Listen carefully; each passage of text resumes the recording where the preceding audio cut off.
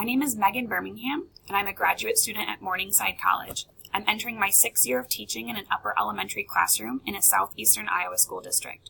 My study is titled, The Impact of Goal Setting on 6th Grade Students' Fluency Scores. So why focus on fluency? The problem with oral reading fluency is that 74% of students reading below grade level will never reach the achievement levels of their grade level peers. As students continue through school, more and more instruction relies on reading text, and studies show as much as 85% of the curriculum is taught through reading text, which makes school more challenging for the students reading below grade level. One of the more concerning studies with reading achievement is that many states use reading achievement scores to predict future prison populations, as reading achievement and the likelihood of being imprisoned are positively correlated. Another reason oral reading fluency is important to remediate is the connection it has to comprehension. When students are able to read fluently, they are able to devote more of their mental processing to comprehending text, meaning when students are not reading fluently, it takes much longer and much more effort to comprehend their text.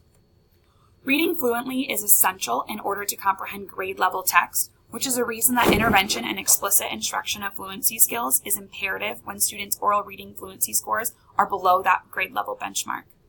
However, goal setting has been shown to increase student achievement and narrow the achievement gap of peers. So why did I choose to conduct my study on oral reading fluency?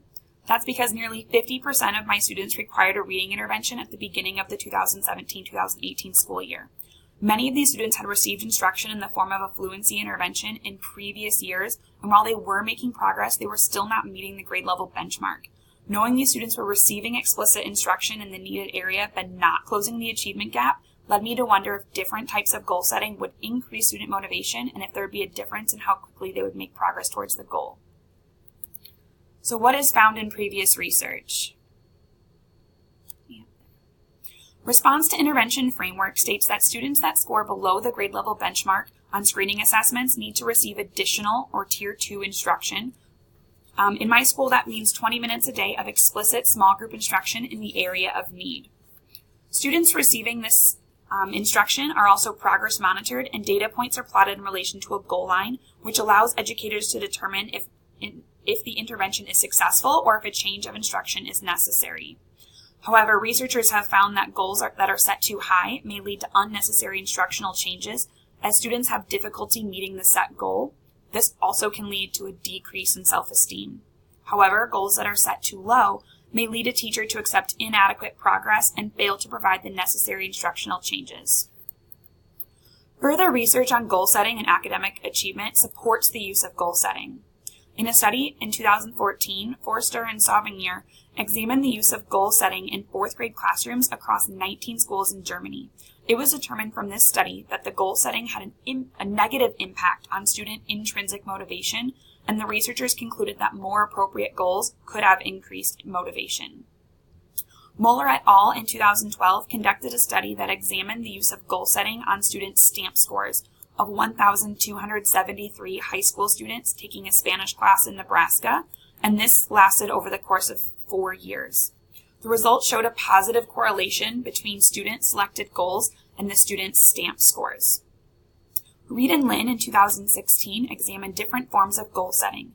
One condition allowed students to select their own goal, while the second condition required all students in a group to agree on one goal for all group members. The researchers determined that limited achievement was due to inappropriate goals, and the highest achievement was found from the group goal condition, as students had engaged in a discussion about what would be appropriate for all group members. These studies highlight the importance of appropriately challenging goals that allow for student input. Grit theory was the foundation for this research study. Duckworth outlined the main components of developing grit. The first step is to develop a stretch goal, a goal that is challenging yet attainable with practice. The second step is to practice with intention to make progress towards the goal. Finally, explicit feedback on the practice is essential in understanding what steps need to be taken in order to still reach the goal.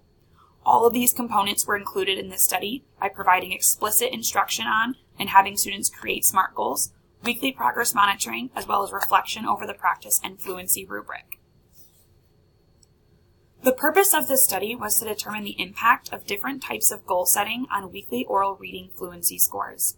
The hypothesis was that the students in the collaborative goal setting group would choose goals that are challenging yet attainable, which would positively affect the students' oral reading fluency as measured by the number of correct words per minute on a 1-minute fluency test. This research is necessary to gain a better understanding of which type of goal setting can be used to increase achievement and intrinsic motivation more effectively. This study utilized a multiple baseline design with a staggered start of the second condition. The multiple baseline design was implemented due to a limited number of participants in the study, and the staggered start of the second condition was implemented to more definitively state that increased achievement from the collaborative goal setting was due to the type of goal setting, not because it was later in the year. The two conditions in the study were the independent goal setting condition and the collaborative goal setting condition, and these will be discussed in further detail later on. The participants in the study were 6 sixth grade students from an elementary school in a Midwestern town in the United States. There were 4 males and 2 females, 2 African American students, 2 Caucasian students, 1 Hispanic student, and 1 student declined to provide their race. All of the students were below grade level benchmark in fall of 2017, and all of these students tested out of a phonics screener, meaning they needed to focus on fluency rather than phonics for their instruction. Here's a list of materials that were utilized in this study. The goal setting graphs and fluency rubrics will be found on the next 2 slides. This is the goal setting graph where students recorded their weekly data points. And this fluency rubric shown here was used to evaluate students' fluency during progress monitoring, as there is much more to fluency than just the correct number of words you can read per minute. The FastBridge CBM reading assessment, a 1-minute test of oral reading fluency, was both the screening tool and the weekly progress monitoring tool for this study. The reliability was assessed by comparing the FastBridge CBM reading measure with 2 well-known curriculum-based measures of reading, DIBELS and Ames-Webb. The results showed that FastBridge CBM reading had fewer errors in the delivery of the assessment over both of these other assessments. The validity of the FastBridge CBM reading assessment was measured against these 5 well-known assessments and showed convergent validity with these measures. The procedure of both conditions included SMART goal instruction, a goal-setting conference using the previous data point, fluency instruction using Journey's Literacy Toolkit fluency lessons during the 20-minute sessions 4 days per week, and both conditions utilized progress monitoring using the FastBridge CBM reading, where students plotted their data points in relation to a goal line, reviewed the fluency rubric, and reflected on reasons why they did or did not meet their goal that week. However, the conditions differed in one major way: the way in which goals were set. In the independent goal setting condition, students set their own fluency goal of where they hope to be at the end of their set time period, between 4 to 9 weeks, depending on the participant. In the collaborative goal setting condition, students set a fluency goal after engaging in a collaborative goal setting conference where the teacher had to approve the goal. The goal had to be within a range of an increase of 1 to 2 words per week from their previous data point.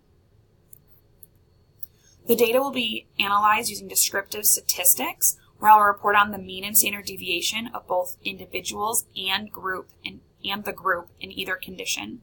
I'll also be comparing the average weekly change of words per minute and utilize individual student graphs. It was determined from the multiple baselines review that there was a greater increase in the number of words read correctly per minute in the collaborative goal setting condition than the independent goal setting condition, as illustrated in Table 1 shown here on the right. During the collaborative goal setting condition, student scores were 0.32 words per minute higher in the average change of number of words read correctly per minute, with a mean of 2.32 and a standard deviation of 2.06, than the independent goal setting condition with a mean of 2.0 and a standard deviation of 2.51. The hypothesis, the collaborative goal setting condition would result in a larger overall increase of number of words read correctly per minute each week, was determined to be supported by the data. In this figure here, all of the data points from the independent goal setting intervention have been plotted. As you can see, many of the trend lines are relatively flat or increasing just slightly, as you can see here. In this figure, all of the data points from the collaborative goal setting intervention have been plotted. As you can see here, many of the trend lines have a positive trajectory, as you can see here, and these going through the center here. What I learned from this study was that student motivation can be a significant factor in increasing achievement. All of the students in my study had previously received a fluency intervention for some time in their previous 2 grade levels. Many of these students entered this school year thinking that they would never catch up and were often heard saying, "What's the point? I'm never going to read faster." However, after students experience meeting or even sometimes exceeding their goal line through the study, many students showed an increase in self-esteem. I also learned that the reflection on why students may or may not have met their goal each week was important. Students were able to focus on the positives even when they did not meet their goal. They often identified an area of fluency to continue to work on and began to comment on specific things they were doing well during their reading as the study continued on. What I learned and witnessed through this study is also in line with grit theory. Teaching an individual to develop grit begins with creating interest in the task, ensuring the task is appropriately challenging, defining the purpose of the task, and having confidence that the goal can and will be accomplished, which were all components of the goal-setting conference. This researcher hypothesized that participants in the collaborative goal-setting condition would be more successful at increasing their oral reading fluency because, according to grit, students will be more successful when goals are appropriately challenging. This study is also supported by previous research, as goal setting has been used to increase student achievement. As Cabral Marquez in 2015 found an increase in correct words per minute as a result of goal setting. A larger increase in overall correct words per minute each week in the collaborative goal setting intervention, as experienced by 4 of the 6 participants in the study, may be a result of the goals being more appropriately challenging, as cited in Reed and Lynn 2016. And the 2 students that experienced a larger overall increase in correct words per minute each week during the independent goal-setting intervention may have been more motivated by their own goal rather than the agreed-upon goal in the collaborative goal-setting intervention. There has been much research conducted that determined students were more motivated when they self-selected goals. The implications for the study are that teachers can implement goal setting for students in order to increase student achievement, narrow the achievement gap, increase student self-esteem, and increase intrinsic motivation. However, there are several limitations for the study, the first of which is the length of study. The staggered start of the second intervention does not allow for comparable amounts of time across participants. There was a limited amount of data collection for some participants in order to implement the staggered start of the intervention. Some participants only received as little as 4 weeks of intervention in each phase, while other students received as many as 9 weeks of intervention in each phase. Also, the collaborative goal-setting intervention came second for all participants, and many scheduling conflicts later in the year led to canceled interventions during this intervention. So my suggestions for future research would be longer data collection periods, alternate types of goal setting, so have the collaborative goal setting group go first rather than second, and the same length of data collection to compare like time periods. Another limitation of the study was sample size. I was only able to utilize 6 participants. All students were below grade level but did not have reading IEPs, and the sample size did not reflect the larger population in regards to gender and race. Future research should incorporate a larger sample size with a variety of grade levels and proficiency levels and have a sample that reflects the larger population. The intervention materials used in this study could also be considered a limitation as the materials were all written at grade level. Students in this study were comprehending at a variety of levels, some above and others below the grade level. It should be noted that if participant 3 were not included in the study, the reading intervention may have been changed due to a lack of progress with this particular intervention in the first condition. Finally, some external influences like frequent absences, after-school tutoring, and parental influence should be considered as limitations. Suggestions for future research include goal setting and other curricular areas. Here are the references for my study. Thank you for watching.